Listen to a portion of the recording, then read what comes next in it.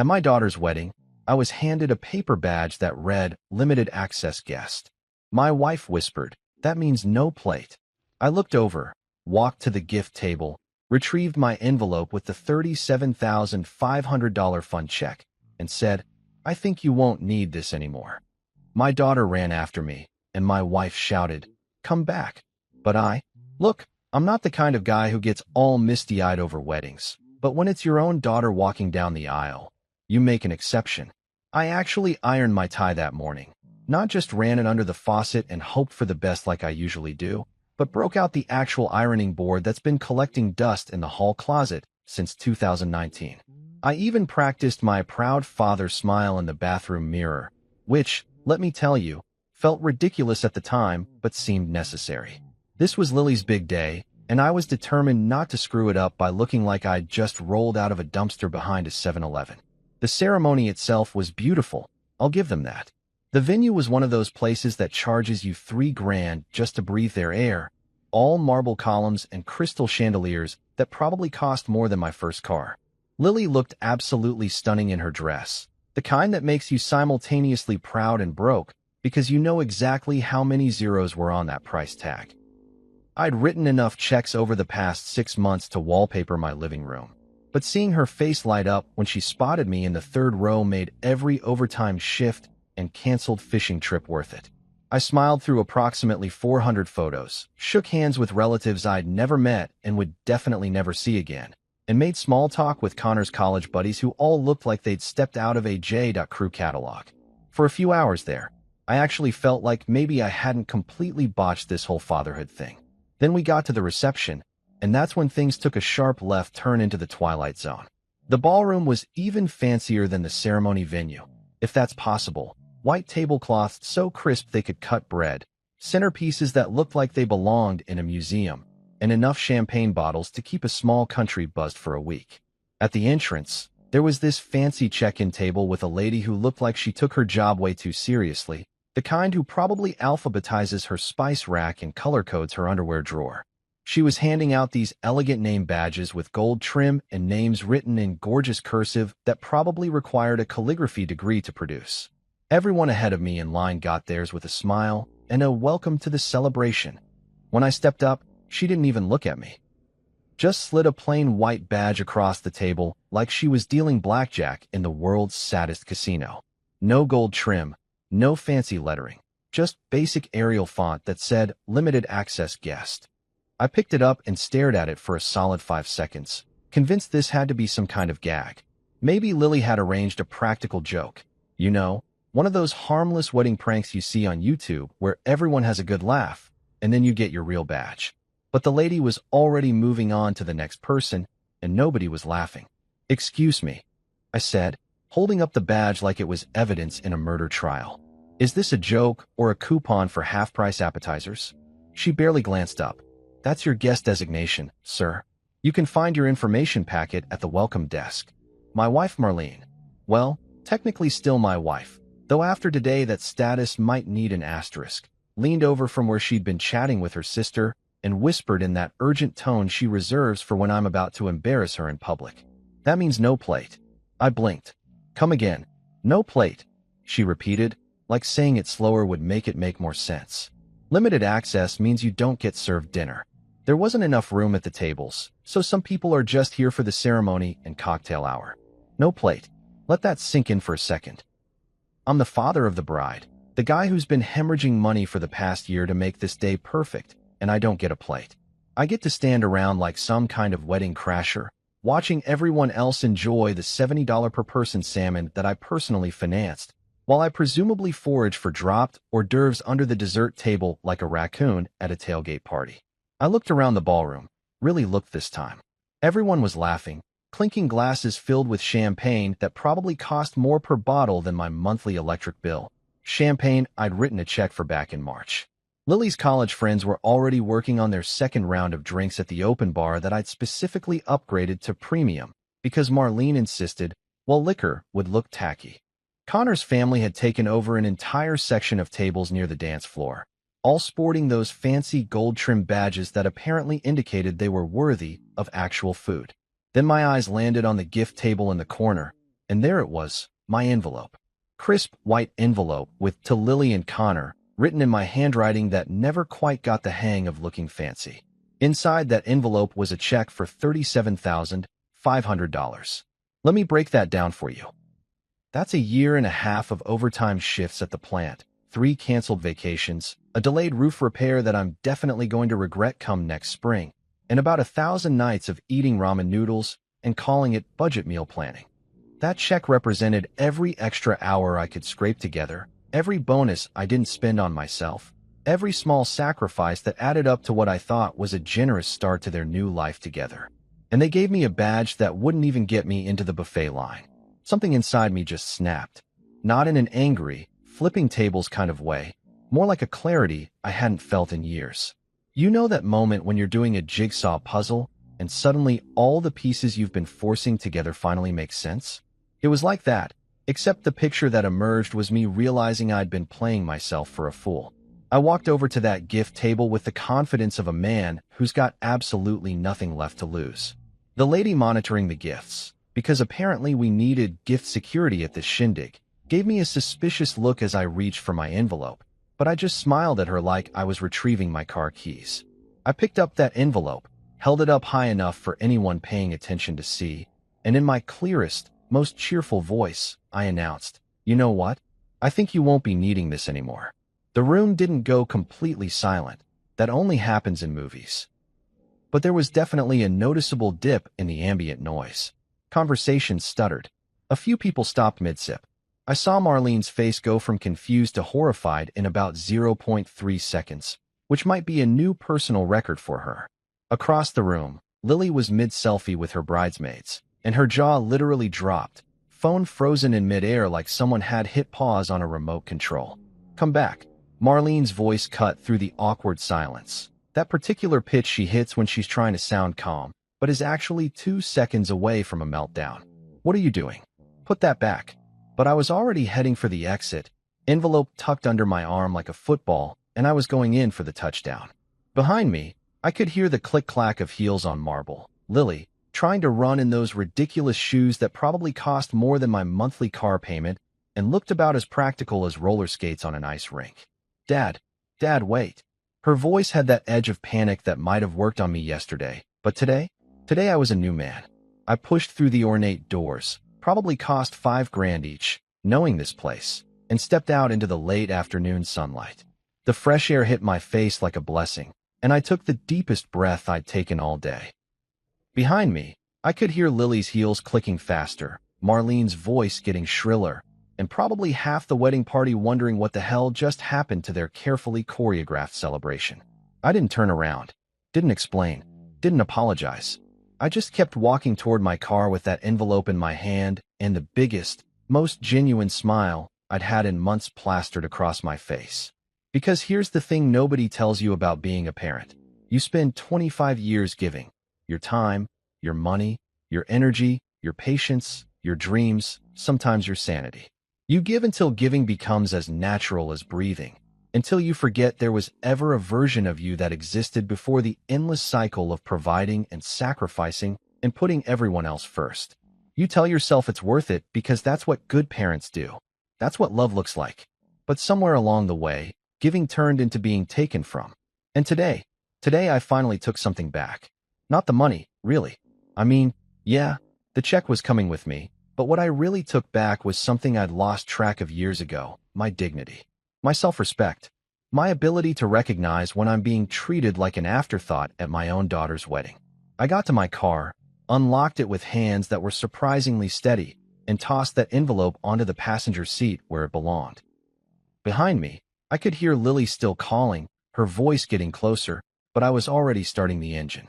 I caught a glimpse of her in the rearview mirror, beautiful in that expensive dress, makeup running slightly from the tears she was definitely crying, one hand reaching out like I was going to turn around and fold like I always did. But not today. Today, I was finally taking something back. And damn, it felt good. As I pulled out of the parking lot, leaving behind the marble columns and crystal chandeliers and my limited access guest badge probably trampled on the ballroom floor, I couldn't help but laugh. Not a bitter laugh, but the kind that comes from deep in your chest when you've finally figured out the punchline to a joke you've been missing for years. The punchline was me, and I was done being the joke. That night, sleep was about as attainable as a refund from the IRS. Every time I closed my eyes, that stupid badge flashed in my mind like a neon sign advertising my own irrelevance. Limited access guest. 3 words that somehow managed to summarize my entire relationship with my family in the most brutally efficient way possible. I tossed and turned until my sheets looked like I'd been wrestling an alligator, finally giving up around 4 in the morning and making coffee strong enough to strip paint off a battleship. By the time the sun came up, my phone had transformed into ground zero of a family crisis. I'm talking presidential scandal levels of communication chaos here. Text messages stacked up like pancakes at a Denny's breakfast rush, missed calls that would have made a telemarketer jealous, and voicemails that I deleted without listening to because I already knew exactly what they'd say. Some combination of, "How could you?" and "We need to talk," with a side order of, "You're being unreasonable." Marlene's text started around 7 a.m., which was early for her considering she usually doesn't achieve consciousness until at least 9 and 2 cups of that fancy organic coffee she orders from someplace in Seattle that charges more per pound than I make per hour. "Can we talk? Please don't make this a thing." "Too late, honey." It became a thing the moment someone printed that badge. "You're overreacting." It was a mistake. Right. A mistake that involved specifically downgrading my guest status in what I'm guessing was a very intentional seating chart spreadsheet. Think about Lily. This is killing her. Funny how she didn't think about me when she was handing out those badges like she was TSA at a budget airport. Lily's messages were somehow even better, hitting that perfect note of self-centered panic that only a bride in crisis can achieve. "Dad, please don't embarrass me more than you already have." Embarrass her? "Lady, I'm the one who got demoted to the kids' table, except apparently I ranked even below the kids' table because at least those little rugrats got chicken fingers. Everyone's asking what happened. What am I supposed to tell them? I don't know, Lily. Maybe try the truth?" My dad finally realized we've been treating him like a mobile ATM with legs, and he decided to cash out. "This is supposed to be the happiest day of my life, and you ruined it." "Yeah, I ruined it. Not the people who gave your father a badge that basically said, 'Thanks for the check. Now please stand in the corner and don't touch anything.'" By noon, the texts had escalated to phone calls, which I ignored with the dedication of a man who's discovered that silence is not just golden. It's titanium reinforced and bulletproof. By 2 p.m., Marlene had apparently decided that the direct approach wasn't working and switched to her nuclear option. The guilt-trip voicemail featuring her mother in the background making disappointed noises that I'm pretty sure she'd been practicing. Around 3 o'clock, she tried a different tactic. A text that simply said, "Please come over. We need to clear the air. Family shouldn't be like this. Family shouldn't be like this." Finally, something we agreed on. I stared at that message for a good 10 minutes, weighing my options. On one hand, I could continue my new life as a hermit who'd successfully escaped the family drama vortex. On the other hand, I was genuinely curious to see what kind of mental gymnastics they'd perform to explain away the badge situation. Would they go for the classic, "It was the wedding planner's fault"? Maybe try the computer glitch excuse? Or would they aim for gold and attempt the "you're remembering it wrong" approach? Curiosity won. Also, I'll admit, a small part of me wanted to watch them squirm. I showed up at Marlene's parents' house around 5, because of course she'd asked me to meet there instead of our actual home. Bringing in reinforcements like this was a hostage negotiation.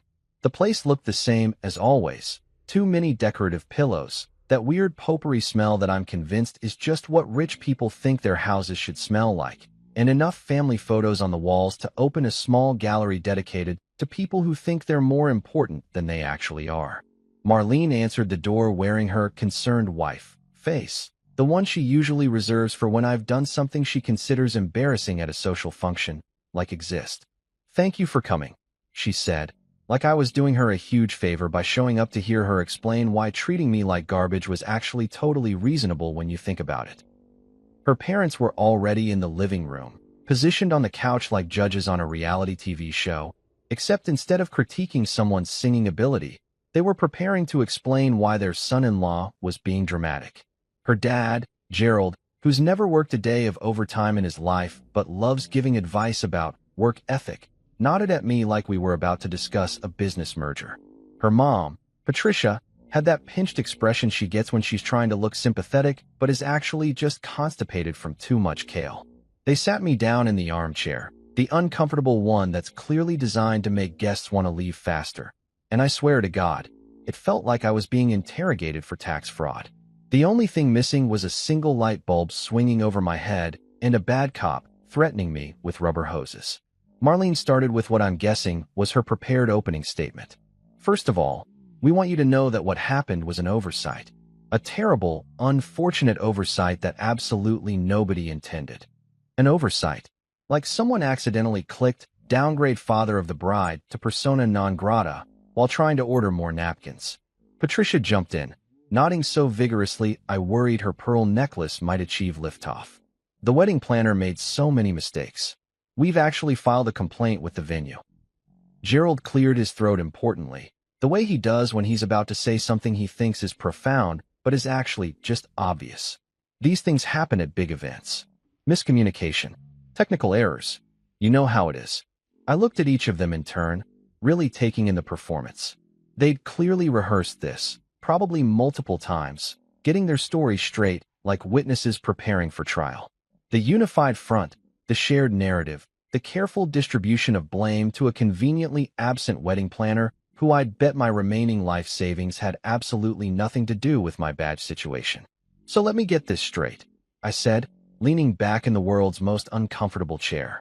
A wedding planner, who you hired specifically because she's supposedly the best in the state and costs more than a used Toyota, somehow accidentally downgraded the father of the bride to limited access guest status. And none of you noticed this error during the multiple planning meetings, the seating chart reviews, the rehearsal dinner, or any other point in the 6 months leading up to the wedding. The silence that followed was the kind you could serve on a platter. Thick, awkward, and extremely uncomfortable for everyone except me. Marlene recovered first, switching to her backup strategy, the emotional appeal. Look, we know it looked bad. Looked bad? I interrupted, and I'll admit, my voice had an edge that could have cut through their bullshit like a hot knife through butter. You gave me a name tag that had less access than the photographer. I paid for that wedding, the venue, the food, the open bar, the flowers, the DJ who played way too much Bruno Mars, and I got treated like I was crashing the party. Gerald tried his hand at playing peacemaker, which was hilarious considering he'd never liked me anyway. Now, let's not get emotional about this. What's done is done. What matters is moving forward as a family.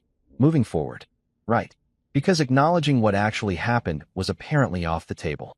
Patricia dabbed at her eyes with a tissue she'd had ready in her pocket, because of course she'd come prepared with props. We're all so sorry you felt excluded, dear. That was never the intention. Felt excluded. Not, we're excluded. Felt.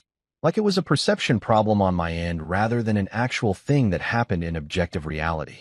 They kept talking, throwing around words like miscommunication and unfortunate situation and family bonds. Basically every cliche from the handbook of people who've screwed up but don't want to actually admit it. Lily wasn't even there, which spoke volumes about how much she actually cared about fixing this versus just making it go away so she could get back to posting honeymoon photos. I let them talk themselves in circles for about 20 minutes, watching the show with the detached interest of someone watching a really bad improv comedy troupe try to justify why their sketch isn't landing. They wanted something from me. That much was obvious. Forgiveness, maybe. Or more likely, they wanted me to pretend everything was fine so they could stop feeling guilty and get back to their regularly scheduled programming. Finally, when they'd exhausted their prepared remarks and were starting to repeat themselves, I held up a hand. You know what? I said, and I let the pause hang there for just long enough to make them nervous. Maybe I'll change my mind. You should have seen their faces light up. It was like I'd told 3 kids on Christmas morning that Santa was real and he'd brought extra presents. Marlene's whole body relaxed, her shoulders dropping about 6 inches. Patricia actually smiled, a real smile this time instead of that pinched thing she'd been doing. Gerald nodded approvingly, probably already composing his lecture about how cooler heads prevail. They thought I was folding. They thought that one little maybe meant I was ready to sweep the whole thing under the rug, cash my check, and go back to being good old reliable dad who takes whatever scraps they toss his way with a smile and a thank you. May I have another? I wasn't folding. Not even close. I was doing something much better. I was letting them marinate in uncertainty. Let them think there was a chance I'd come around. Let them hold on to that hope like a life raft while I figured out exactly how I wanted to play this. Because here's what they didn't understand. I'd spent 25 years being predictable, being the guy who always came back, always forgave, always put family first no matter how they treated me. That guy? He got a limited access guest badge. The new guy? He was just getting started. The morning after my little visit to the family reconciliation theater, I woke up with a clarity that can only come from a full night's sleep uninterrupted by guilt.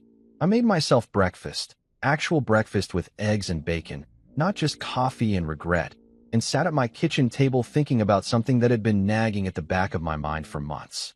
Something with 4 wheels, a busted transmission, and my name on the registration. The SUV. Oh yeah, you probably forgot about that, just like Marlene hoped I would. See, about 8 months ago, Marlene's car decided to die in spectacular fashion. Transmission gave out in the middle of a grocery store parking lot, which she described to me over the phone like it was the fall of Rome. Smoke everywhere, terrible grinding noises, the whole dramatic production. She needed a car immediately because apparently walking or using public transportation like normal people wasn't an option for someone of her refined sensibilities. So being the helpful soon-to-be ex-husband that I was, I loaned her my SUV. My beautiful, paid-off, reliable SUV that I'd been driving for 6 years without a single major issue. It was supposed to be temporary, just until she got her car fixed or bought a new one. 2 weeks tops, she'd promised, looking at me with those eyes that used to work on me back when I still believed things like promises and wedding vows meant something. 2 weeks turned into a month. A month turned into 3. Every time I asked about it, she had a new excuse ready to go like she was working off a script. The mechanic is still looking at it. I'm waiting for the insurance check to clear. I'm researching new cars, but the market is crazy right now. My back's been hurting, and I need the higher seat position. That last one was particularly creative. I'll give her that. But here's the thing she forgot in her whirlwind of excuses and convenient memory lapses. The registration was still under my name. The insurance? My policy. The monthly parking spot at her apartment building that cost more than some people's rent? Technically, I was paying for that too through the auto pay she'd set up on my credit card, and I'd never bothered to cancel because I'm apparently a very slow learner. I finished my eggs, rinsed my plate, because I'm not an animal, despite what the limited access guest badge might suggest, and made a phone call to Randy's towing service. Randy and I go way back. We worked together at the plant before he decided to start his own business, which turned out to be a smart move considering he now drives a truck nicer than most people's houses. Randy, I said when he picked up, remember that favor you owe me from when I helped you move last summer? Oh man, don't tell me you're calling it in already, he laughed. That couch almost killed me. What do you need? I need you to tow a vehicle for me. Today, if possible. And I need it done with maximum efficiency and minimum warning. There was a pause, and I could practically hear his grin through the phone. This sounds like a story I want to hear over beers. I'll tell you the whole thing, but right now I need you to pick up an SUV from 447 Maple Ridge Apartments. Building C, Spot 23. Silver Honda Pilot. Registration's in my name, so it's completely legal. Got it. What time? I checked my watch. Marlene usually left for her yoga class, or whatever she called sitting in expensive athletic or drinking smoothies with her friends, around 9:30. Let's say 9:15. Right in that sweet spot where she's probably drinking her overpriced coffee but hasn't left yet. You're evil, man. I like it. I'll send Jimmy with the flatbed. We hung up, and I sat back with my coffee, feeling that warm glow of anticipation that comes with knowing you're about to make someone's day significantly more complicated. Was it petty? Absolutely. Was it justified? Asked the guy with the limited access guest badge. I went about my morning, read the paper, did some laundry, organized my garage because apparently I had time for hobbies now that I wasn't funding other people's life choices, and waited. At exactly 9:17, my phone rang. Marlene's name flashed on the screen, and I let it ring 3 times before answering, because timing is everything in comedy and revenge. Hello. They're towing the car. Her voice hit that particular frequency that probably scared dogs 3 blocks away. There's a tow truck outside, and they're hooking up the SUV. Did you do this? I took a sip of my coffee, savoring the moment like a fine wine. Sure did. Why? Why would you do this? Well, Marlene, it's pretty simple actually. See, I'm changing insurance companies, and when I called to get quotes, they asked me to list all vehicles registered under my name. Funny thing, your car, the one that's been at the mechanic for 8 months, is still registered to me. So I figured, if I'm paying the insurance and the registration and apparently the parking fees that keep auto-charging to my credit card, I might as well have the actual vehicle. But I need that car.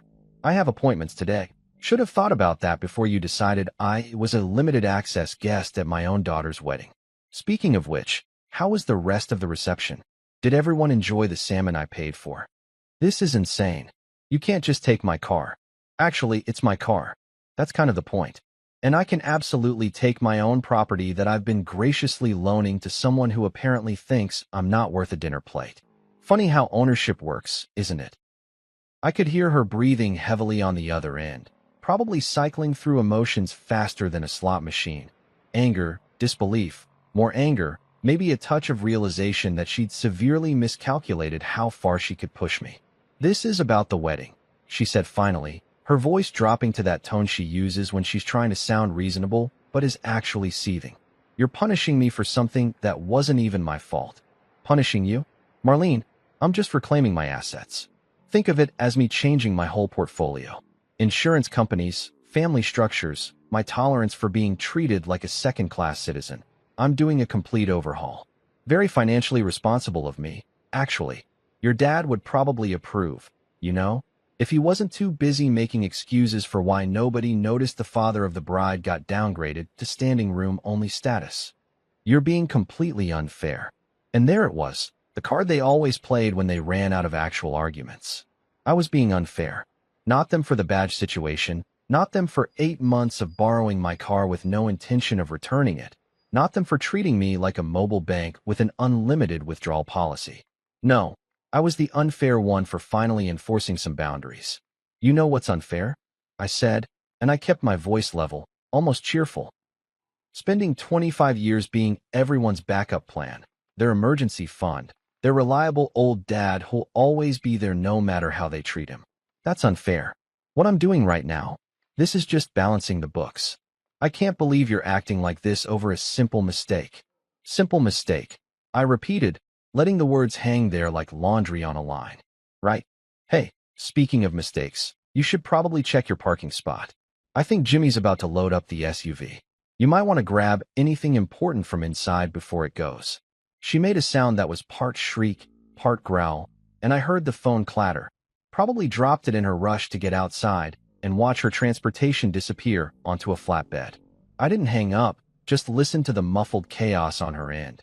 Car doors slamming, her yelling at Jimmy who I knew wouldn't respond because Randy trains his guys well, the mechanical whir of the tow truck's lift doing its job with beautiful efficiency.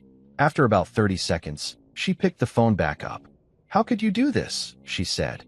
And now her voice had that tremor that might have worked on me yesterday, last week, last month, any time in the past 2.5 decades. Easy, I said. I just called Randy and asked him to pick up my vehicle. The whole process took about 5 minutes, which is coincidentally about the same amount of time it probably took someone to change my guest status from father of the bride to guy who doesn't even get a folding chair. Funny how quick things can change when you actually decide to do something about them. What am I supposed to drive? I don't know, Marlene. Maybe check with the wedding planner. I hear she's responsible for all kinds of unexpected problems. You're going to regret this. You know what I regret? That commemorative plate I bought Lily for her 16th birthday. Thing cost me $80 and she never even took it out of the box. But this I'm feeling pretty good about. She sputtered something else, but I was done. Hey, I gotta go. But don't worry about the SUV. I'll take excellent care of it. Oh, and Marlene, you still have limited access to my patience, my money, and apparently now my vehicle collection. Have a great day. I hung up before she could respond, and I'm not gonna lie, I laughed.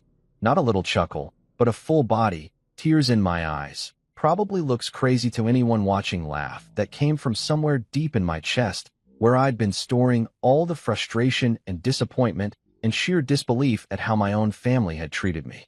My phone immediately started ringing again. I declined the call. It rang again.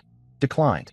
On the third ring, I just turned it off completely and poured myself another cup of coffee.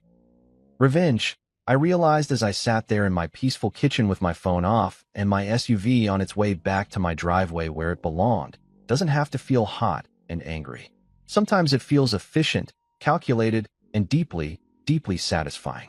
I'd spent years giving my time, my money, my vehicles, apparently my dignity. Today I took something back. Not just the SUV, but something more important.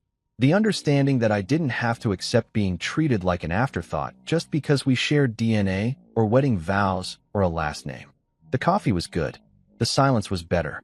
And somewhere across town, Marlene was probably calling an Uber and realizing that limited access was a two-way street. And honestly, I was just getting warmed up.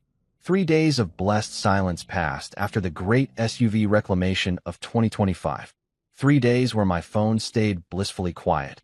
My blood pressure probably dropped 20 points, and I rediscovered what it felt like to wake up without immediately wondering which family member would need something from me today. I went fishing, caught exactly nothing, and had the best time I'd had in months. Turns out, sitting in a boat doing absolutely nothing productive is therapeutic when you've spent 2 decades being everyone's personal ATM and emotional support animal. Then, on day 4, my phone rang. Marlene again, but this time the caller ID showed her parents' landline, which meant she'd recruited backup. When someone breaks out the landline in 2025, you know they mean business, or they're old and don't trust cell phones, which in Gerald and Patricia's case was both. "We'd like you to come over again," Marlene said when I answered, her voice doing that carefully controlled thing where she's clearly furious but trying to sound reasonable. To talk. Really talk this time. Does really talk mean something different from regular talking? Because last time we talked, I got a lot of excuses and exactly zero accountability. "Please," she said, and there was something in her voice that wasn't quite begging but was definitely in the neighborhood. "We want to work this out. Family is important. Family is important." Funny how family becomes important right around the time someone needs something. But curiosity got the better of me again. Curiosity, and, if I'm being honest, a growing sense that watching these people try to manipulate me was becoming my new favorite form of entertainment. So I agreed to show up that afternoon, mentally preparing myself for round 2 of the Family Excuse Olympics. The house smelled different this time when I walked in. Less potpourri, more desperation with undertones of overbrewed coffee. They'd set up in the dining room instead of the living room, which felt more formal, like they were trying to create an atmosphere of serious negotiation. Gerald sat at the head of the table because of course he did, Patricia to his right doing her concerned grandmother face, and Marlene across from me looking like she'd aged 5 years in 3 days. Lily was conspicuously absent again, which told me everything I needed to know about how much she actually cared about fixing our relationship versus just making the awkwardness go away. "Thank you for coming," Gerald started, folding his hands on the table like we were about to discuss quarterly earnings. "We've all had some time to reflect on the situation." "The situation," I repeated. "Is that what we're calling it? I would have gone with the time you treated me like expired lunch meat, but sure, situation works too." Patricia flinched. Marlene looked down at her hands. Gerald pressed on like a lawyer who's rehearsed his opening statement in the mirror. "We understand you felt disrespected at the wedding," he said, and I noticed the word felt again, like my experience of reality was optional. "And we recognize that the badge incident was poorly handled." "Poorly handled," I said. "That's one way to put it. Another way would be deliberately orchestrated to exclude me from the reception I paid for. But hey, I'm not a wordsmith." Marlene jumped in, clearly following some script they'd prepared. "We know you're upset about the car too, and we get it. But Dad, we're family. We make mistakes. That's what families do. They mess up, and then they forgive each other and move forward." "Interesting theory," I said, leaning back in my chair. "Quick question though, when exactly does the forgiveness part kick in? Because I've been waiting for an actual apology for about a week now, and all I keep getting is passive voice explanations about how mistakes were made, like they just happened spontaneously without any human involvement." Silence. The uncomfortable kind that makes people shift in their seats and suddenly find the wallpaper fascinating. Gerald cleared his throat. "What would it take for you to reconsider your position on everything?" And there it was, the real reason for this meeting. Not to apologize, not to actually address what they'd done, but to negotiate. to figure out the minimum amount of groveling required to get me back on board the family gravy train. I could see it in their faces. They needed something. Probably the honeymoon money they were expecting. Maybe Lily had already made plans based on that check I'd taken back, booked some overpriced resort in Bali or the Maldives or wherever Instagram influencers pretend to relax these days. And now they were in a bind because apparently burning through their own money wasn't as fun as burning through mine. You want to know what it would take? I said, and I let the question sit there for a moment while I gathered my thoughts. How about we start with basic respect? How about treating me like a human being instead of a mobile financing option? How about acknowledging that what happened at that wedding wasn't a mistake or an oversight, but a deliberate choice that somebody made? It wasn't deliberate, Marlene protested, but her voice lacked conviction. She knew. They all knew. The question was whether they'd actually admit it. Really? Because I've been thinking about this a lot over the past few days, and you know what I realized? That badge didn't just appear out of thin air. Someone had to go into whatever system they use for weddings, probably some fancy app that costs money just to download, and specifically change my guest status. Someone had to make a conscious decision that the father of the bride, the guy funding the whole operation, didn't need a seat or a meal. That's not an accident, Marlene. That's a choice. Patricia made a small sound, something between a gasp and a whimper. Gerald's jaw tightened. Marlene looked like she wanted to crawl under the table and disappear, which honestly would have been the most interesting thing to happen at this meeting. But I wasn't done. So here's what I'm thinking, I continued, and I could see them all lean forward slightly, desperate for whatever olive branch I might extend. You want the honeymoon money? Fine. We can talk about that. But it's not a gift anymore. What do you mean? Marlene asked carefully, like she was afraid of the answer, but needed to hear it anyway. I mean, it's a loan. A proper loan with proper terms. 10 months of repayment. 5% interest, which honestly is generous considering current market rates. I'll draw up the paperwork, you'll sign it, and we'll do this like adults conducting a business transaction. Because clearly that's what our relationship has become anyway, transactional. Might as well make it official. You could have heard a pin drop in that dining room. Hell, you could have heard a feather land on carpet. They stared at me like I'd just suggested we all run naked through the mall singing show tunes. But it was a gift, Marlene finally said, her voice small. You were giving it to them as a gift. That's what you said. Yeah, well, that was before I got my limited access guest badge. Funny how having your daughter and your wife treat you like you're not worth a chicken dinner changes your perspective on generosity. Gifts are for people who value you. Loans are for people who need to be reminded that money doesn't grow on trees, and neither does my patience. Gerald found his voice, trying to regain control of the situation. Now that seems a bit harsh, don't you think? They're newlyweds. Starting out. That money would really help them. Oh, it'll still help them, I interrupted. They'll just have to pay it back like responsible adults. You know, the kind of adults who are supposedly mature enough to get married, but apparently not mature enough to treat their parents with basic decency. What about family? Patricia said, playing her trump card with that wounded voice she does so well. Family doesn't charge each other interest. Family helps each other. I looked at her, really looked at her, and felt something shift inside me. Something that had been bending for years finally snapped, but not in an angry way. More like a bone that had been broken so long it finally decided to set itself properly. You're absolutely right, Patricia, I said, and my voice was calm, almost pleasant.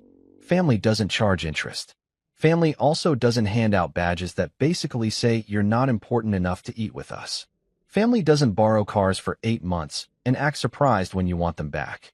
Family doesn't spend months planning a wedding and conveniently forget to include the guy who's paying for it in the actual celebration. So yeah, you're right about what family should do. Question is, where was that energy at the wedding? More silence. The kind that feels heavy, like the air right before a thunderstorm. Marlene tried one more time, her voice cracking slightly. So that's it. You're just going to treat your daughter like a debtor? Make her pay back money you were going to give her anyway? No, I said, standing up from the table. I'm going to treat her like an adult who made choices and now gets to deal with the consequences. You want the money? It's available. As a loan. 10 months. 5% interest. I'll even waive the first month's payment as a wedding gift, because I'm not a complete monster despite what you all seem to think. I pulled out my phone, opened the Notes app, and started typing. Here's what's going to happen. I'm going to send you a proper loan agreement. You're going to show it to Lily and Connor. They're going to decide if they want to sign it. If they do, great. The money's theirs, and we can all move forward with clearly defined boundaries. If they don't, also great. I'll take that $37,000 and finally get the roof fixed, and maybe take a vacation somewhere where nobody knows my name or expects me to fund their life choices. I headed for the door, but paused with my hand on the knob, one more thing occurring to me. Oh, and one more thing. Delete me from the family group chat. I'm done reading messages about family goals and blessed to have each other from people who couldn't even guarantee me a chair at my own daughter's wedding. If you need to reach me, you have my number. Use it like adults, with actual phone calls where you have to hear the disappointment in my voice. I walked out before they could respond, leaving behind 3 stunned faces and probably the most honest conversation that family had had in years.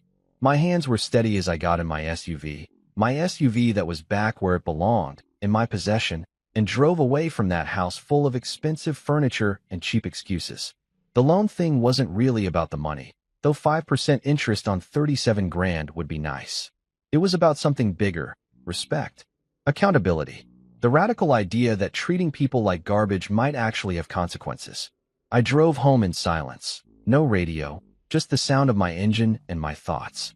And somewhere in that silence, I realized something profound. For the first time in 25 years, I wasn't worried about whether they were mad at me. I was too busy respecting myself to care. That night, I did something I hadn't done in weeks. I actually relaxed.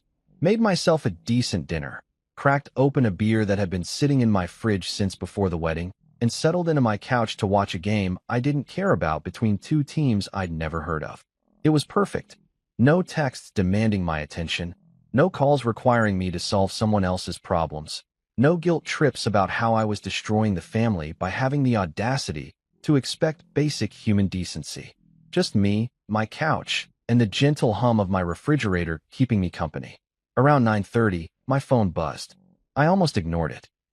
My new default setting, but something made me check.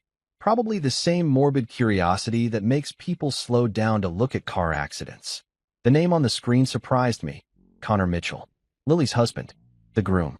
The guy who'd probably been getting an earful from my daughter about what a terrible, unreasonable, petty person her father was for the past week. I stared at the notification for a solid 10 seconds, debating whether to open it or just delete it and go back to my beer and my game between the who cares and the doesn't matter. Curiosity won again. I'm starting to think curiosity might be my fatal flaw, like Achilles in his heel, except mine is just wanting to know what fresh nonsense people are going to throw at me next. I opened the message. Mr. Reed, I hope it's okay that I'm texting you. I got your number from the wedding contact list. I wanted to reach out personally because I've been hearing a lot about what happened, and honestly, I think you deserve an apology. A real one.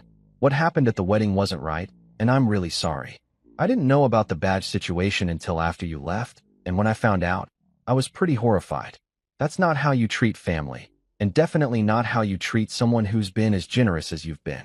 Anyway, I know things are complicated right now, but I wanted you to know that not everyone thinks you're being unreasonable. Connor. I read it twice, then a third time, because I honestly couldn't believe what I was seeing. An actual apology. No excuses, no mistakes were made, passive voice garbage. No attempts to blame wedding planners or computer glitches or acts of God. Just a straightforward acknowledgement that what happened was wrong and he was sorry. From my son-in-law. The one person in this entire mess who wasn't even blood-related to me and therefore had the least obligation to care. I sat there with my phone in my hand, beer forgotten, game completely ignored, just processing the fact that the youngest person in this family drama was apparently the only one with enough emotional intelligence to understand how apologies work. I typed back, "Thanks, Connor. Appreciate you reaching out. Tell Lily I'll send her a wedding gift after all. Directions to a good therapist. She's clearly going to need one if she inherited her mother's conflict resolution skills." I hit send before I could second-guess the snark, then immediately wondered if I'd gone too far. But then 3 dots appeared, showing he was typing, and his response came through. Haha, okay, that made me laugh. Lily's actually been pretty torn up about all this, if I'm being honest.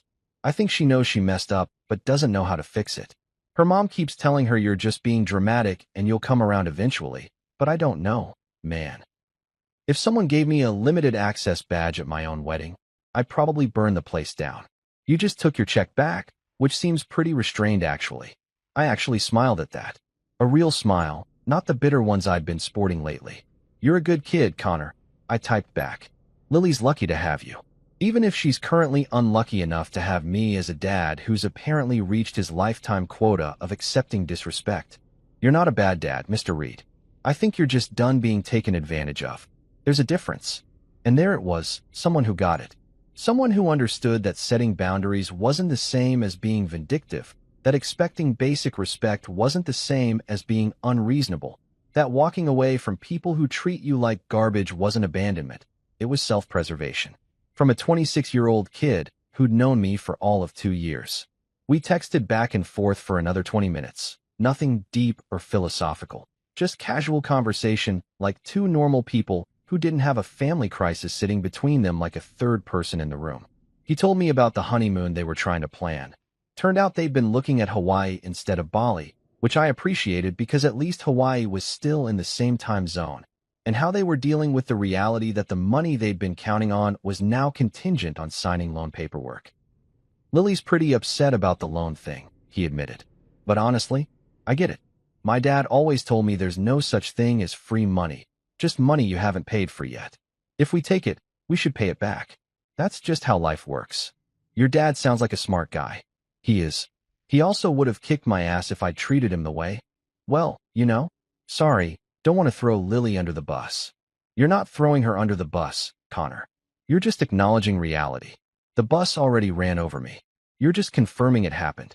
Another laughing emoji popped up on my screen. Are you and Lily going to take the loan? I asked, figuring I might as well get a straight answer from someone who seemed capable of giving one. I wanna, he typed back. The terms are more than fair. My bank would charge way more than 5%. And honestly, having something in writing feels better than just taking money and hoping nobody gets mad about it later. But Lily's still processing everything. Her mom keeps telling her it's insulting. That family doesn't operate like a business. All that stuff. Family doesn't operate like a business, I said out loud to my empty living room. But apparently family does operate like a hierarchy where some people get gold badges and salmon dinners while other people get paper name tags and the privilege of standing in the corner. I didn't type that part though. Connor was being decent, and I didn't want to put him in a worse position than he was already in, caught between his new wife and her increasingly unreasonable family expectations. Take your time deciding, I typed instead. The money's not going anywhere. Well, except maybe toward my roof repair if nobody signs by the end of the month. That thing's been leaking since March, and I keep putting it off because I was, you know, funding other people's dreams instead of fixing my own house. Metaphorically and literally. That's actually kind of deep, Mr. Reed. Call me Jim. Mr. Reed makes me sound like I'm about to give you a pop quiz. Okay, Jim. And hey, for what it's worth, I think you're handling this whole thing better than most people would. My cousin had a similar situation at his wedding. His parents got into this huge fight about seating arrangements, and it turned into this years-long drama that basically split the family in half. You're just being clear about your boundaries. That's healthy. Healthy. There was that word again. Turned out that standing up for yourself wasn't toxic or dramatic or unreasonable. It was healthy. Who knew? We wrapped up the conversation with him promising to talk to Lily about the loan agreement, and me promising not to hold the whole limited access guest thing against him personally, since he'd apparently had nothing to do with it. After we said goodnight, I sat there with my phone in my hand, that small conversation doing something I didn't expect. It reminded me that decency still existed in the world. Connor didn't have to reach out. He didn't owe me anything. Technically, I owed his wedding a very expensive gift that I dramatically reclaimed in front of God and everyone. But he texted me anyway, apologized for something that wasn't his fault, and treated me like a human being worthy of basic respect. That small act of human kindness did more for me than all of Marlene's excuses, Gerald and Patricia's carefully worded non-apologies, and Lily's radio silence combined. It reminded me that my expectations weren't too high. I wasn't asking for the moon or demanding everyone worship at the altar of my feelings. I was just asking to be treated with the bare minimum of consideration. And apparently, that wasn't too much to ask. It just was too much to ask from people who'd gotten so used to taking from me that they'd forgotten I was a person with feelings and limits and the ability to say no more. I finished my beer, lukewarm by now, but still good, and felt something I hadn't felt in weeks: hope. Not the naive kind that makes you think everything's going to magically get better, but the realistic kind that reminds you there are still good people in the world. People with backbones and consciences and the basic human decency to acknowledge when something's wrong. Connor was a good kid. Better than my daughter deserved right now, honestly, though I'd never say that out loud. But he gave me something that night, something more valuable than any check or loan repayment or forced family reconciliation. He gave me validation. Proof that I wasn't crazy, wasn't being unreasonable, wasn't the villain in this story despite how Marlene was probably painting me in every conversation with everyone who'd listen. I was just a guy who'd reached his limit and decided to enforce it. And according to at least one person in this mess, that was perfectly okay. I slept better that night than I had in months. Not because anything had been resolved or fixed or apologized for properly, but because one person, just one, had taken the time to say what happened to you was wrong, and you didn't deserve it. Sometimes, that's all you need to keep going. Not everyone on your side, just someone who sees clearly enough to call it like it is. And maybe, just maybe, that someone being your son-in-law instead of your daughter said more about the current state of my family than any badge ever could.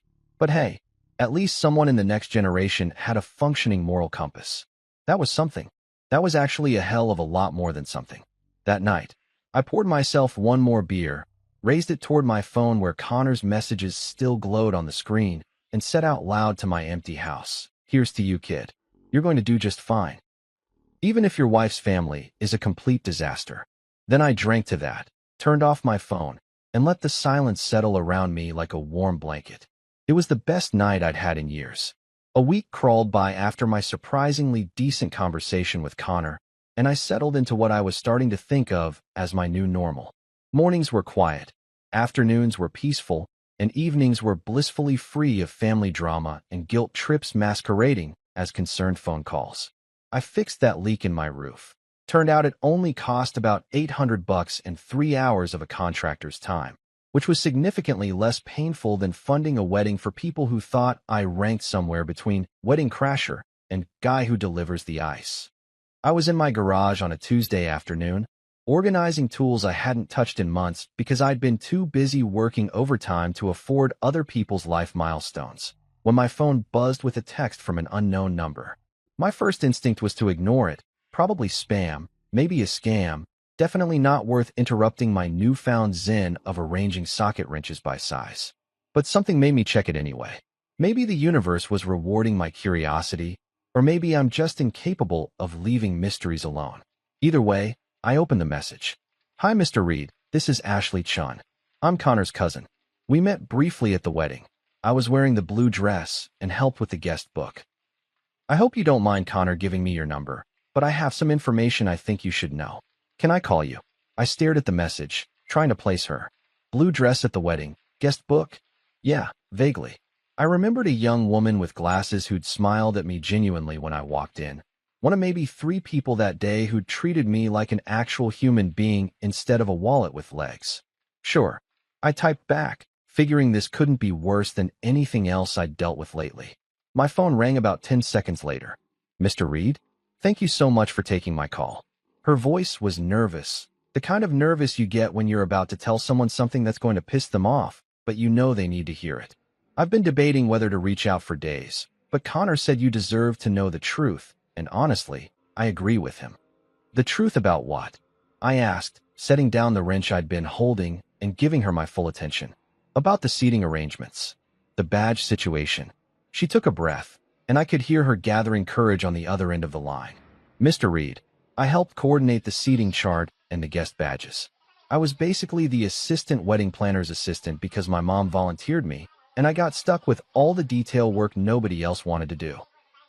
"Okay," I said slowly, not sure where this was going but feeling that familiar tingle of incoming information that was going to make me either very angry or very vindicated. Maybe both. "You were originally listed as VIP family. Top tier. Reserved seating at the head table, full meal service, the whole premium package." I saw it myself when I first started working on the spreadsheet 3 months before the wedding. My hand tightened on my phone. Originally. Right? Originally. But then, 3 days before the wedding, I got an email with changes to the seating chart. Your status had been changed from VIP family to limited access guest. I thought it was a mistake. Like, obviously it had to be a mistake because who downgrades the father of the bride? So I called the number listed as the primary contact to confirm. And who was the primary contact? I asked, though I was pretty sure I already knew the answer. Your wife? Marlene. Ashley's voice got quieter, like she was afraid the words themselves might jump through the phone and attack me. She confirmed the change was correct, said it was intentional.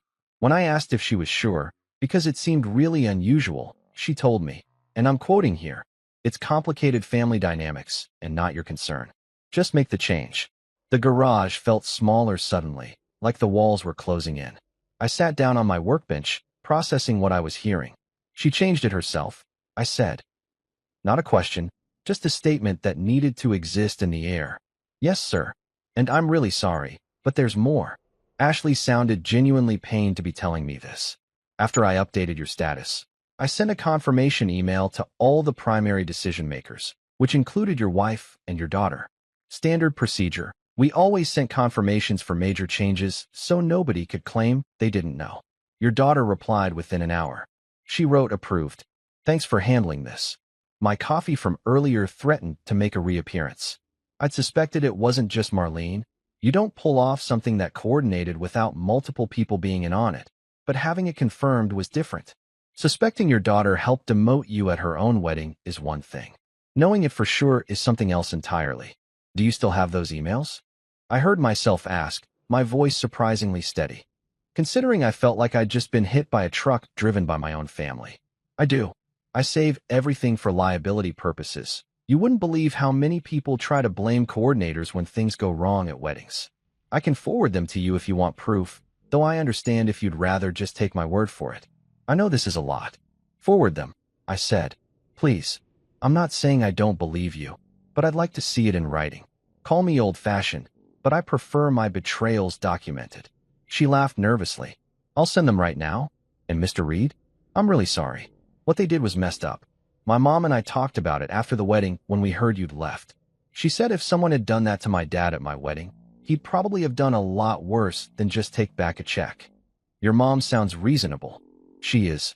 She also said, and again I'm quoting, some people get so caught up in making a wedding look perfect on Instagram that they forget it's supposed to be about love and family. I think she was talking about your daughter, but she was too polite to say it directly. We talked for a few more minutes. She gave me details about the timeline, explained how the whole badge system worked, confirmed that yes, my downgrade was absolutely intentional and not some clerical error or computer glitch. By the time we hung up, I had a clearer picture of exactly what happened. And let me tell you, clarity is a double-edged sword. On one hand, I now knew for certain I wasn't crazy or oversensitive or dramatic. On the other hand, I now knew for certain that my daughter had actively participated in humiliating me at her own wedding. True to her word, Ashley's email arrived about 2 minutes after we hung up. 3 forwarded messages, time-stamped and everything, laying out the whole sordid timeline like evidence in a court case. There was the original seating chart with my name at the head table, marked VIP. There was Marlene's email requesting the change to limited access, with wording so cold and businesslike it could have come from a corporate restructuring memo. And there was Lily's response, approved. Thanks for handling this. Just don't make a big deal about it with anyone else on the team. Don't make a big deal about it. I read that line probably 15 times, each time hoping the words would somehow rearrange themselves into something less damning. They didn't. My daughter had approved my demotion and then asked the coordinator to keep it quiet, like she knew exactly how bad it would look if anyone found out. I sat there in my garage, surrounded by organized tools and forwarded emails, and something finally clicked into place. All that talk before the wedding about being so busy and stressed with final details whenever I tried to ask about seating arrangements or my role in the ceremony. It wasn't stress. It was avoidance. They knew what they'd done, knew I'd probably have questions or concerns, and just decided not to deal with it until it was too late for me to do anything about it. Except they miscalculated. They thought I'd be so invested in not making a scene, so committed to being the good dad who doesn't rock the boat, that I'd just swallow my humiliation and pretend everything was fine. Smile for the photos, shake hands with strangers, and quietly accept my demotion from father to inconvenient guest. They were wrong. I forwarded the email chain to myself on 3 different accounts because I've watched enough true crime shows to know you always back up your evidence. Then I just sat there, phone in hand, staring at the proof that my own family had conspired to exclude me from a celebration I'd funded. My phone rang. Marlene. I declined the call. It rang again immediately. She must have seen the read receipt on some previous message I'd ignored. Declined again. Then a text. We need to talk. Now. I didn't respond. Instead, I opened my laptop, created a new folder labeled Wedding Receipts, with a level of pettiness that would have made my younger self proud, and saved all the emails Ashley had sent. Every invoice I'd paid for the wedding went in there too. The venue deposit, the catering, the photographer, the florist, that ridiculous ice sculpture Lily insisted we needed even though it melted before dinner service. $37,500, itemized and documented. Then I drafted an email. Not to send right now. I'm not that impulsive, despite recent evidence to the contrary, but just to have ready. Something simple and devastating. To whom it may concern. Attached, please find documentation regarding the seating arrangements for the Mitchell-Reed wedding on date. As you'll see, the change to my guest status was neither an error nor an oversight, but a deliberate choice made by the bride and her mother 3 days prior to the event. I'm sharing this not out of spite, but because I believe in transparency. If you're going to intentionally exclude someone from a celebration they funded, at least own it. Regards, Jim Reed. I didn't put any recipients in the to field yet. That email was just for me. Sitting in my drafts folder like a loaded gun I wasn't sure I'd ever need to fire, but felt better knowing I had it. My phone rang again. Marlene again. This time, I answered. Did you put Ashley up to this? She demanded. No hello, no pretense of civility. Did you pay her to send you those emails? I actually laughed. Not a bitter laugh, more like genuine amusement at the absolute audacity. Put her up to it? Marlene, I didn't even know who she was until an hour ago. She reached out because apparently she has something you and Lily don't. A conscience. Those emails are private. Those emails are evidence, I interrupted. Evidence that you deliberately changed my status 3 days before the wedding and Lily approved it. Evidence that the whole "it was a mistake" story you've been selling for the past 2 weeks is complete garbage. Evidence that my own family conspired to humiliate me and then lied about it. Silence. The kind that feels like falling. It wasn't meant to humiliate you, she finally said, her voice smaller now. It was just, there wasn't enough room and we had to make cuts somewhere. Cuts. Marlene, you cut the father of the bride. Not some distant cousin or your coworkers plus one. Me. And then you both lied about it being an accident. What do you want? She asked, and there was an edge of desperation in her voice. What do you want from us? An apology? Done. I'm sorry. We're sorry. Can we please just move past this? What I want, I said slowly, is for you to stop insulting my intelligence. You're not sorry you did it. You're sorry you got caught. There's a difference. I hung up before she could respond, turned off my phone completely, and sat in the quiet of my garage with the proof of my family's betrayal saved in multiple formats and backed up to the cloud. The truth shall set you free, right? Well, I was free now, free from any remaining doubt about whether I was overreacting, free from guilt about taking back my check, free from the obligation to pretend everything was fine when it was decidedly not fine. But freedom, I was learning, feels a lot like loneliness at first. Give it time, though, and it starts to feel like peace.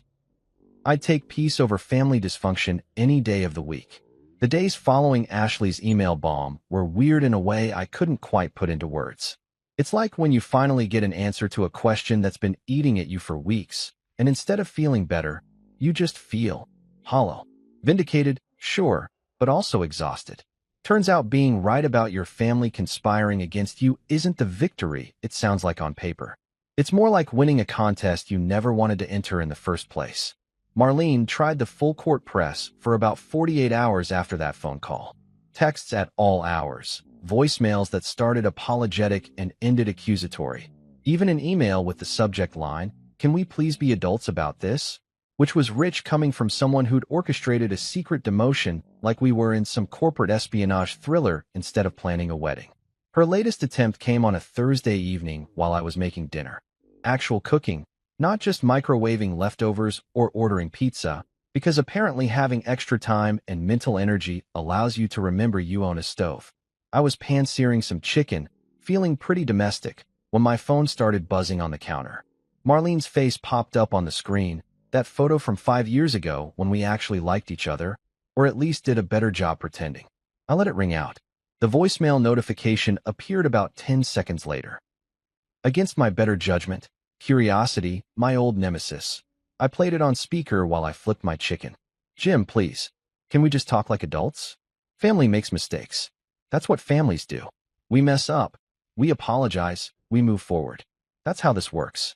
You can't just shut us all out forever because of one bad day. Think about Lily. Think about what you're doing to your relationship with your daughter. Is your pride really worth losing your family over? I stared at my phone like it had just grown a second screen.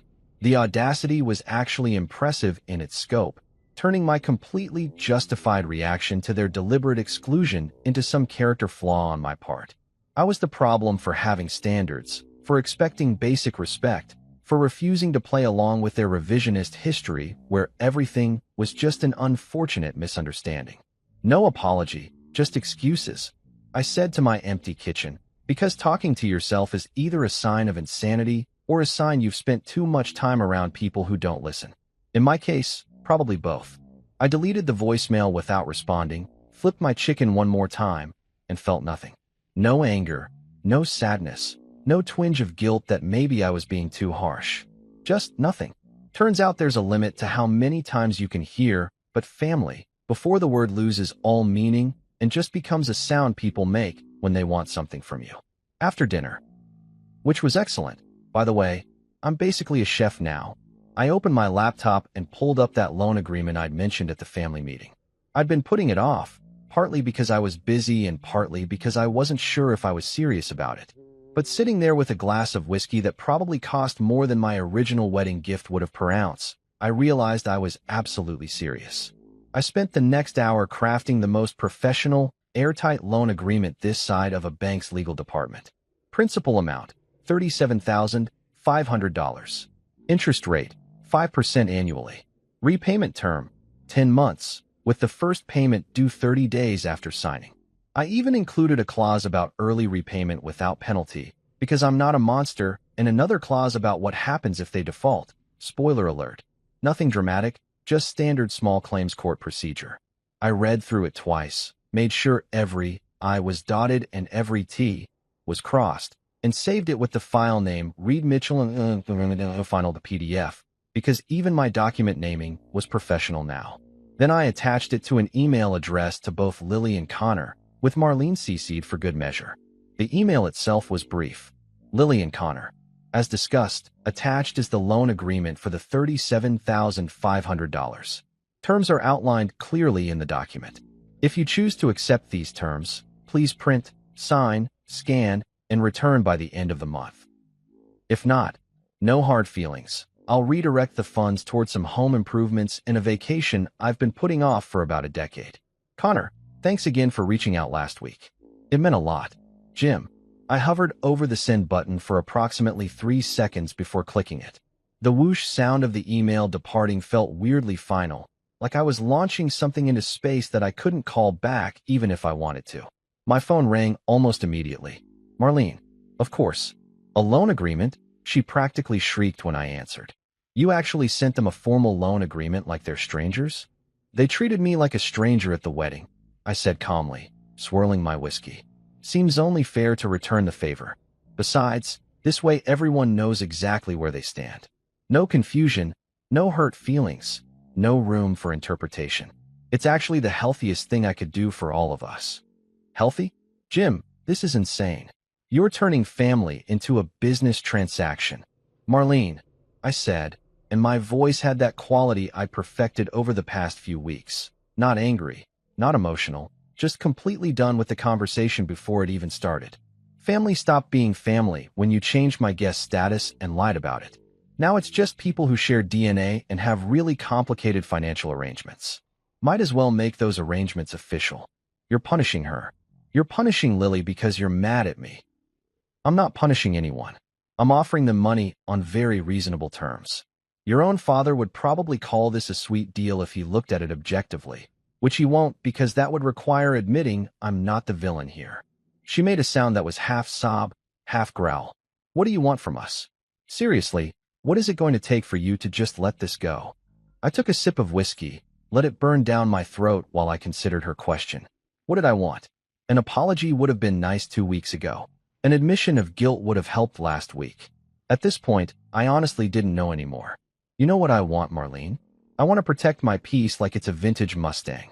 Because it took me 52 years to realize I actually have peace to protect, and I'm not letting anyone, family included, especially family, crash it because they think they're entitled to unlimited access to my patience and my wallet. That doesn't even make sense. It makes perfect sense. You just don't want to hear it.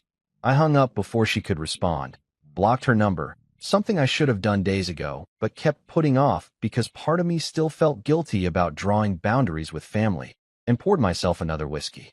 Then I did something that felt both petty and absolutely necessary. I opened the family group chat. You know the one. Read Family Squad, with that stupid emoji of a house that Lily had chosen, where everyone posted inspirational quotes and photos of their meals and updates about their lives that nobody asked for, but everyone felt obligated to react to. I scrolled through the recent messages. Marlene had posted about some charity 5K she was doing. Lily had shared a selfie from her honeymoon planning. Patricia had sent one of those "good morning, blessed day" messages with approximately 40 emojis that made my eyes hurt just looking at them. Not a single mention of the wedding disaster. Not one, "Hey, maybe we should talk about what happened with Dad." Just business as usual, like I was supposed to forget about being humiliated and get back to being their cheerleader and ATM. I typed a message. "Hey everyone, just wanted to let you know I'm leaving the group chat. If you need to reach me, you have my actual phone number. Use it like adults who have something real to say. Jim." Then I clicked leave group before I could overthink it. My phone immediately started buzzing with individual texts. Marlene, Lily, even Patricia's ancient iPhone that she barely knew how to use. I didn't read any of them. Just turned off notifications, set my phone face down on the counter, and finished my whiskey in peace. The silence in my house felt different that night. Not lonely, not empty, just mine. No demands, no guilt trips, no carefully worded manipulation disguised as concern. Just me and my thoughts, and my excellent pan-seared chicken sitting heavy and satisfied in my stomach. I walked around my house taking inventory of things I'd been meaning to fix, but never had time for because I was too busy funding other people's dreams. The loose hinge on the bathroom door. The weird spot on the ceiling that probably indicated a slow leak. The back deck that needed staining. My garden that had become an overgrown mess, because who has time for hobbies when you're working overtime to pay for salmon dinners you don't get to eat? I made a list. Not a mental list, an actual list on paper, with a pen, like some kind of organized person who has their life together. House projects now that I'm not funding other people's poor decisions, I titled it, because even my to-do lists were getting sarcastic.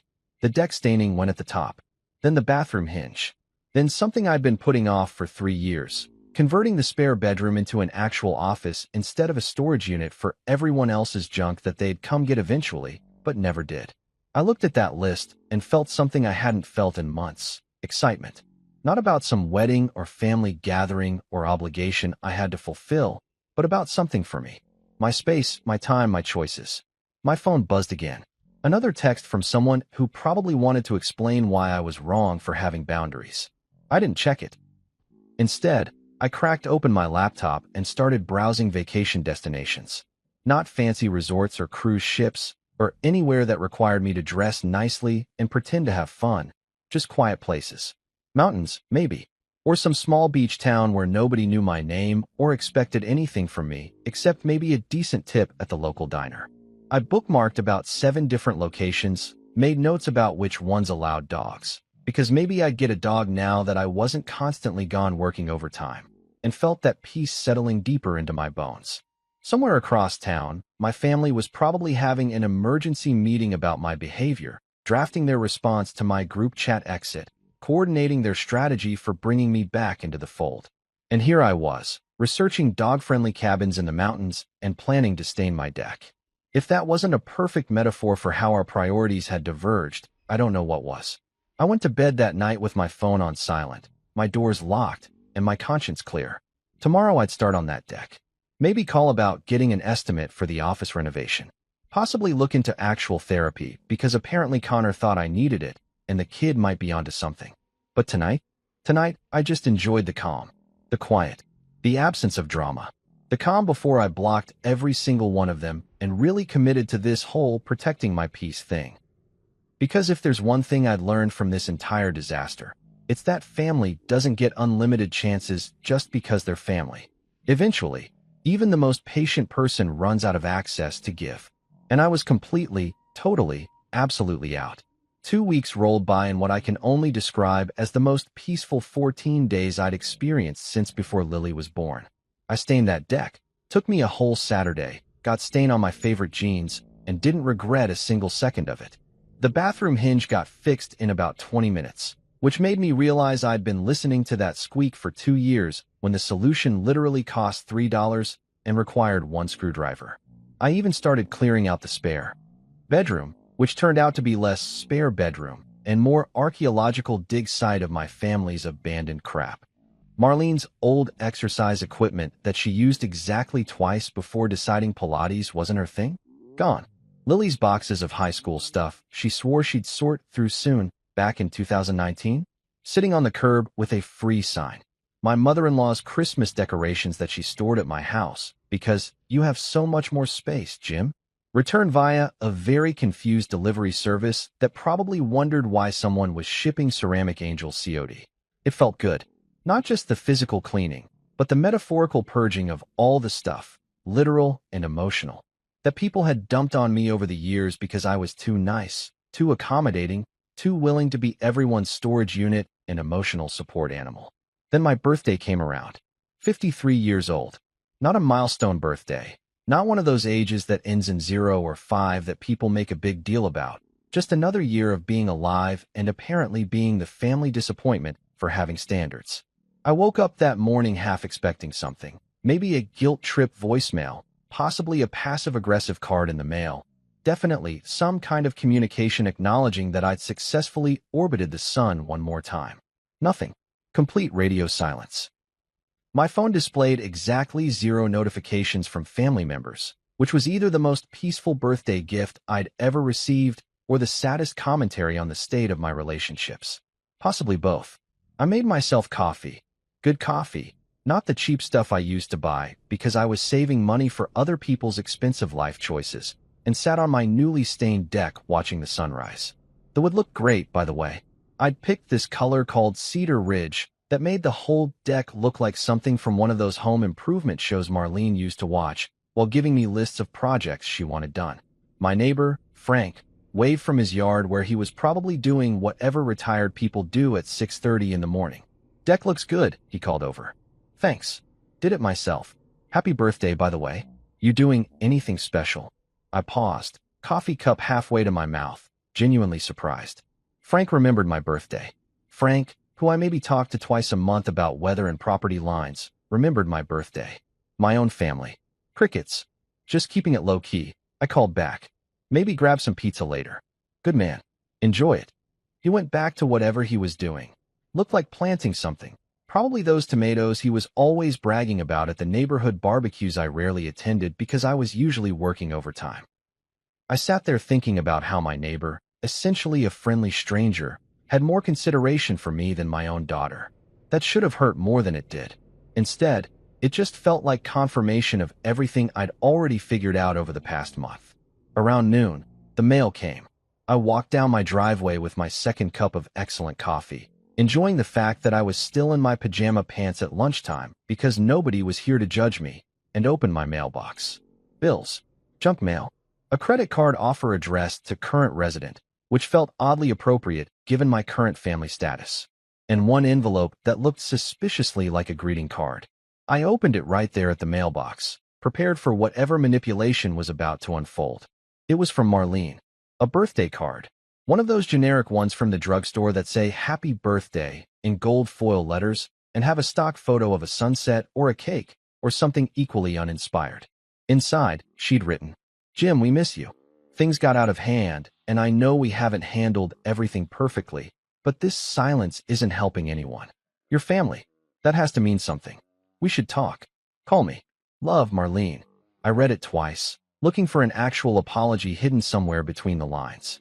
Nope, just more of the same. Things got out of hand, as if events just happened spontaneously without anyone making deliberate choices. We haven't handled everything perfectly, which was possibly the understatement of the century, and this silence isn't helping anyone, which really meant your boundaries are inconvenient for us. No, I'm sorry. No, we were wrong. No, you didn't deserve to be treated like that. Just, we miss you, which I was pretty sure translated to, we miss your wallet and your willingness to accept whatever scraps we throw your way. The most insulting part? No signature from Lily. Marlene had sent a card on behalf of both of them without Lily actually contributing anything, which told me everything I needed to know about how much my daughter actually cared about repairing our relationship. I walked back to my house, card in hand, and did something that felt both petty and deeply satisfying. I opened my junk drawer. Every house is one, that catch-all repository of random crap that doesn't have a real home, and dropped the card in there, right next to expired coupons for oil changes, rubber bands that had lost their elasticity, and approximately 47 pins that probably didn't work. It landed with a soft flutter on top of what I realized was Marlene's previous letter, the one from a couple weeks ago with more of the same nonsense. The two pieces of correspondence sat there together, a matched set of half apologies and deflection, surrounded by literal garbage because that's apparently where my family's attempts at reconciliation belonged. I closed the drawer, poured myself a third coffee because birthdays mean you can have as much caffeine as you want, and made a decision. Today was going to be a good day, not because anyone was making it special, but because I was going to make it special for myself. I grabbed my keys, got in my SUV, my beautifully reclaimed SUV that still smelled faintly of Marlene's perfume, but I was working on airing that out, and drove to my favorite pizza place across town. The kind of place that's been there for 30 years, has grease stains on the menu, and makes pizza so good you don't care about your cholesterol. "Hey Jim," Tony called from behind the counter when I walked in. "Haven't seen you in a while." "The usual." "Actually, Tony, it's my birthday. I want something special. What's the most ridiculous pizza you can make?" He grinned, that big Italian grin that made you feel like you just joined a family conspiracy. "Say no more. I got you." 20 minutes later, I walked out with a large pizza that was basically a heart attack waiting to happen. Extra cheese, 4 types of meat, jalapenos because why not, and some kind of garlic situation happening in the crust that Tony assured me was legendary. It cost about $40, which would have made old Jim hesitate because that's a lot for pizza. New Jim didn't even blink. New Jim had $37,500 extra dollars sitting in his account that wasn't going toward anyone's honeymoon unless they signed some paperwork. I drove home, parked in my driveway, and carried that pizza box inside like it was the Holy Grail. Set it on my coffee table, grabbed a beer from the fridge, a good beer, not the cheap stuff, and settled onto my couch. No plates, because it was my birthday, and I was an adult who could eat directly from the box if I wanted to. No napkins, just paper towels because they're more absorbent anyway. No family members asking for a slice or judging my choices or making comments about my health. Just me, Tony's legendary pizza, and whatever was on TV. Turned out to be a basketball game between two teams I'd never heard of, which was perfect because I didn't have to care about the outcome. I could just watch and eat and exist without anyone needing anything from me. Around the third slice, my phone rang. Unknown number. I let it go to voicemail. It rang again 5 minutes later. Same number. Voicemail again. By the fourth call, curiosity got the better of me, still my worst habit, and I answered. "Is this Jim Reed?" A woman's voice I didn't recognize. Depends on who's asking and whether they're trying to sell me something. She laughed. "I'm not selling anything. I'm Rachel, Lily's college roommate. We met at graduation a few years back.